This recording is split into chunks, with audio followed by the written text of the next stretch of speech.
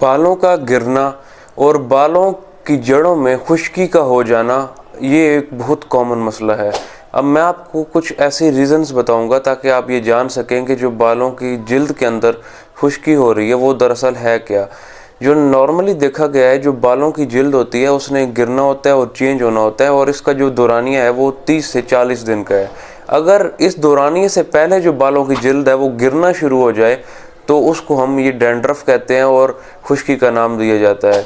Market में इसके different किस्म के जो ट्रीटमेंट ऑप्शंस हैं वो भी आपको देखने को मिलेंगे। कुछ मेडिकली अप्रूव्ड हैं और कुछ डिफरेंट जो टोटके हैं वो देखने में आए हैं। अब हर एक का क्लेम है कि ये मेथड बेस्ट है, ये मेथड बेस्ट है। मैं आपको कुछ ऐसे हकायक बताऊंगा ताकि आप ये जान सकें कि आप इसको बचाने के लिए जो आपके पास ट्रीटमेंट ऑप्शंस हैं वो यूज़ कर रहे हैं तो क्या दर हकीकत उससे आप अपने बालों को प्रिवेंट कर रहे हैं, अपने बालों को बचा रहे हैं, या आप अपने बालों को उससे मज़ीद डैमेज कर रहे हैं और क्या आप उसके बाल आप मज़ीद ख़राब तो नहीं हो रहे। आप डिफरेंट जो शैम्पूज़ मार्केट में जो कि आप यूज़ करते हैं बड़े धड़ल्ले के साथ कि ये बालों को उनमें देखें जो आपके पास सारे फेरेस के ऑप्शंस आपके पास मौजूद हैं, जिस तरह की हेड एंड शोल्डर है, अब उसमें जिंक पायराथोन पाया जाता है। अब जिंक पायराथोन एक एंटीसेप्टिक है, जरासीम कुश का काम करता है। अब वो वक्ती तौर पे जो आपके बालों में खुश्की का एलिमेंट पाया जाता था वक्ती तौर पे तो उसको रिजॉल्व शायद कर दे, लेकिन उसके बाद कुछ टाइम के बाद दोबारा आपके बालों में, आपकी बालों की जड़ों में खुश्की हो जाती है। और उसके अलावा एक और उसका जो साइड इफ़ेक्ट, उसका एक और जो नुकसान देखा गया है वो ये है कि अगर आपकी जिल्द हसास है, आपकी जिल्द सेंसिटिव है, तो आपकी जिल्द के अंदर ये सोजिश कर देगा, जिसको हम डर्माटाइटिस का नाम देते हैं। तो आप बाल बचाने की बजाय आप मज़ीद प्रॉब्लम्स में घिर जाएंगे, आपके जो बाल हैं वो मज़ीद ख़राब होते चले जाएंगे।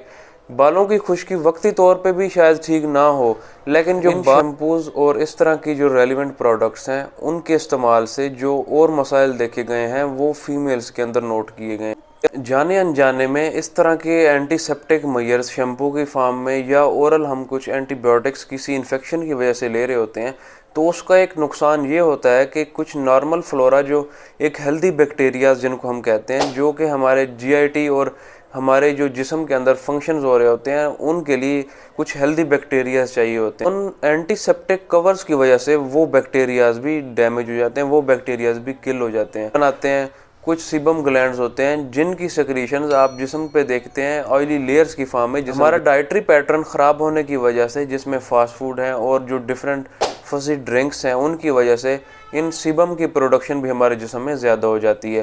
तो इसी असनाफ फंगल कॉलोनीज ग्रो करना शुरू हो जाती हैं हमारे जिस्म पे।